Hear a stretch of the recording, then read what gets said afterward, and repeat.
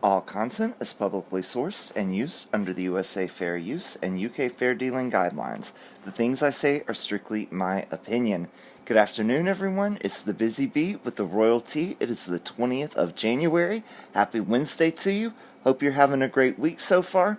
Last week I made a couple of videos about Harry and Meghan, and I made one video about Kate's birthday. I was going to make a third video last week about Harry and Meghan, and the only interesting thing I could find to talk about with them was they came out and said that they weren't going to have any social media for Archewell. And I thought, this sounds familiar. Didn't they come out several months ago and say that they weren't going to do social media anymore? And Meghan compared people who use the internet to people who use illicit substances. I remember very well that she did that because I thought it was so silly for her to make such a comparison, because there is absolutely no correlation between the two things. So I thought to myself, why in the world would she come out and say this last week when she already did this a few months ago? She's so desperate to keep her name out there, keep her name in the papers, that she has to re-announce something that she's already announced months ago. I mean, it's really pathetic, isn't it, how desperate and crazy she is to cling on to that fame, to keep her name in the press by whatever means she can. Anything at all. Well, her name is in the press today, and I don't think that she's going to like the reason why. So let's get right into it. It looks like there's a lot going on with this trial that she's got coming up this year. It was supposed to start this month, but remember, she talked to the judge, and for some secret reason, she got it postponed until the fall of 2021, which is, of course, this year. But anyway, so it looks like there's been a few things filed yesterday. One is about her father. Another one is about some ex-staff members. We're going to take a look at both of them. But anyway, it all spells out big trouble for Meghan. So the thing about Meghan's father, her father says she showed no concern after his heart attack. Meghan showed no concern? What a surprise. Did anyone really think that she gave a toot about her father or his heart attack? No, of course not. Like I've said before, I've said it many, many times, when she got with Harry and the wedding was announced, she dropped all of her relatives of a certain persuasion, right? Doria is the only relative that she has anything to do with now. Let's take a look. Meghan Markle's father says his daughter showed no concern about his heart attack and didn't say she loved him. A court document reveals Thomas Markle was justifying his decision to handle letters she sent him to UK tabloid The Mail on Sunday. The newspaper published substantial extracts revealing she accused him of breaking her heart into a million pieces. Well, you see, right there is a reason that she could sue for libel, I found, because how dare they accuse her of having a heart? To have a heart, you would have to actually feel things for others, and we know the only thing that Meghan feels is for herself. Oh, I'm sorry. However, Meghan then sued the Mail on Sunday for privacy and breach of copyright at the High Court in London. Thomas Markle's witness statement to the court read, "The letter was not an attempt at a reconciliation, it was a criticism of me." Smegs criticized someone? No. The letter didn't say she loved me. It did not even ask how I was. It showed no concern about the fact I had suffered a heart attack and asked no questions about my health. It actually signaled the end of our relationship, not a reconciliation. Thomas Markle told his daughter's tabloid privacy lawsuit that her friends had vilified him in interviews with People magazine, mentioning the letter in the process. He said the only way to set the record straight was for the Mail on Sunday to print the letter, proving her inner circle had wrongly painted him as uncaring and cold-hearted. Of course they did. It suits her narrative for him to be the uncaring and cold-hearted person, so that way at the wedding, Charles could walk her down the aisle, or she wouldn't have anybody to walk her down the aisle, so it would be poor Meghan, pity party for Smegs. The award-winning Hollywood lighting director said the magazine article wrongly painted the letter as an attempt by Meghan to patch up their differences. Meghan's letter was sent in the summer after her May 2018 royal wedding, which Thomas Markle missed after he first was caught staging pictures with the paparazzi and then had a heart attack. He was taken to hospital, but told the court he faced claims he lied about the health incident. Thomas Markle said the People article had given an inaccurate picture of the contents of the letter, and my reply and have vilified me by making out that I was dishonest, exploitative, publicity-seeking, uncaring, and cold-hearted, leaving a loyal and dutiful daughter devastated. What was that? Okay, I was dishonest, exploitative, publicity-seeking, uncaring, and cold-hearted. Now that very well could be them describing his daughter, because that sounds like all of Meghan's personality traits rolled into one, does it not? I had to defend myself against that attack. All of the things that they just used to describe him there could be describing Meghan, except the word award-winning, because Meghan's never won any awards, because she's not good enough. He added, "It was important to me in setting the record straight about me and about the tone and content of the letter that Mail on Sunday journalist Carolyn Graham should not just describe what Smegs had written, but that she should actually quote from and reproduce parts of the letter. If the public did not see the letter and read what it said in its own words, I did not think anyone would believe me. At that time, there were articles saying I was a liar, including that I had lied about my heart attack, even on TV, and there were people saying I didn't go to Meg's first wedding, when I did. The text of the letter proves that what was said in People magazine about the letter was wrong."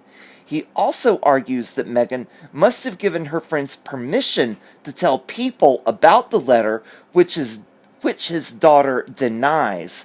He said, "It seemed to me that the article had either been expressly authorized by Meg, or she had at the very least known about and approved of its publication. I believed, and still believe, that Meghan wanted her account of the letter to be published."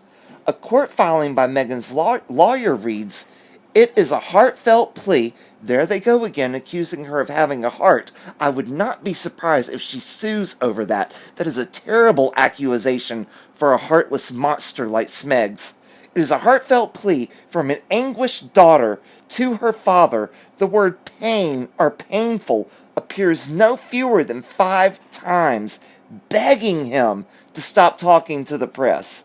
It is as good an example as one could find of a letter that any person of ordinary sensibilities would not want to be disclosed to third parties, let alone in a mass media publication in a sensational context and to serve the commercial purposes of the newspaper. Now here we go with the second article, and this was about the ex-royal staff talking I'm sorry, it's been a really long day.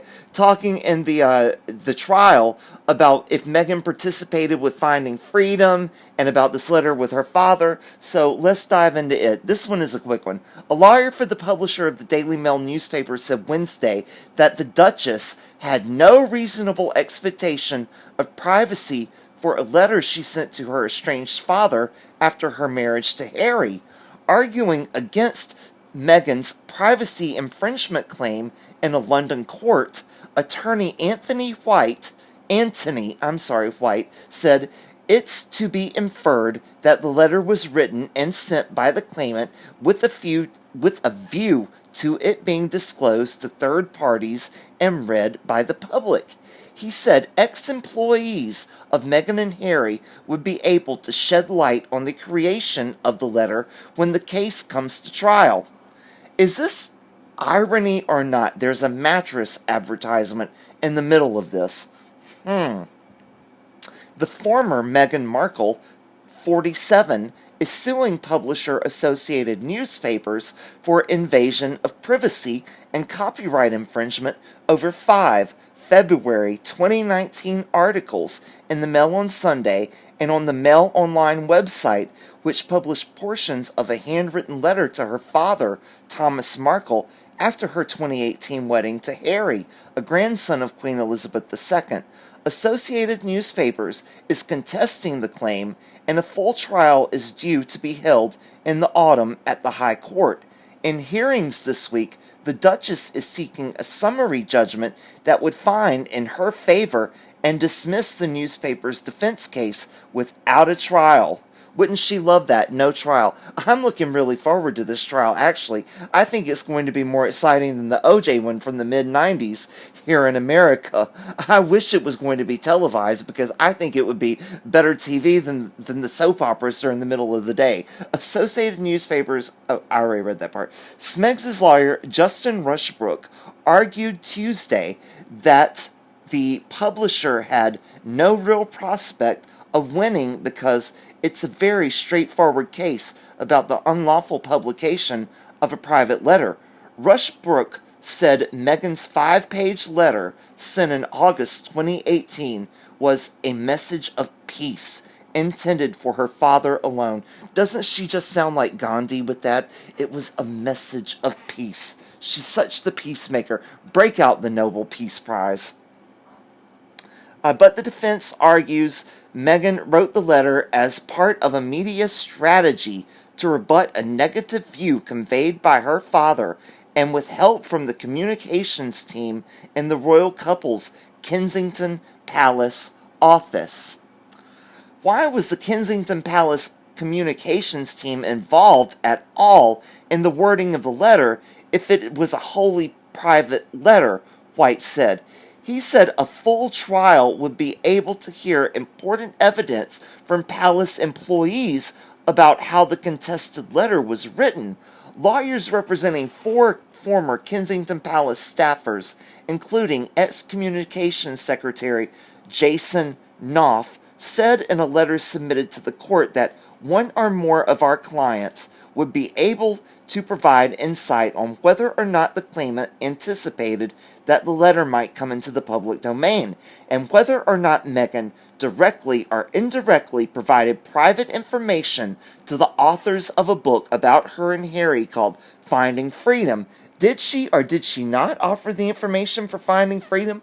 That book shouldn't be have the thing at the bottom of it written by Omid Scobie and Carolyn Durand. It should written by Meghan Markle as told to Omid Scobie. Something like that, whatever the wording is. You know what I'm trying to say. Meghan, an American actress and star of TV legal drama Suits. Star? She wasn't even the top-billed female on the cast. Married Harry at Windsor Castle in May 2018. Their son Archie was born the following year. Notice it doesn't say that she gave birth to Archie the following year. It says he was born the following year, born to a surrogate. Thank you. A year ago, Meghan and Harry announced they were quitting royal duties and moving to North America, citing what they said were the unbearable intrusions and R-word attitudes of the British media. They recently bought a house in Santa Barbara, California. Judge Mark Warby said he would give his ruling on the application for summary judgment as soon as possible. All right, everyone, it does make sense, doesn't it, that why would the Kensington Palace staff that worked for Meghan and Harry help write that letter to her father if she didn't intend on it to be published? I mean, what if if it was a private letter, then what was the purpose of them even participating in it? They would have nothing to do with it. When she writes a letter to one of her friends or something like this, do they help her word the letter? No, of course not. She had every intention of this getting out. This girl thinks that everyone is stupid except for her, right? She obviously thinks her husband is stupid. Anyway, I've been on a tangent long enough. Tips are greatly appreciated. This is my PayPal info. Thank you in advance. There's my social media. Thank you very much for watching. Please like, subscribe, comment, share, and hit the notification button. Everyone, I will see you in the next one. Have a great evening. Bye-bye.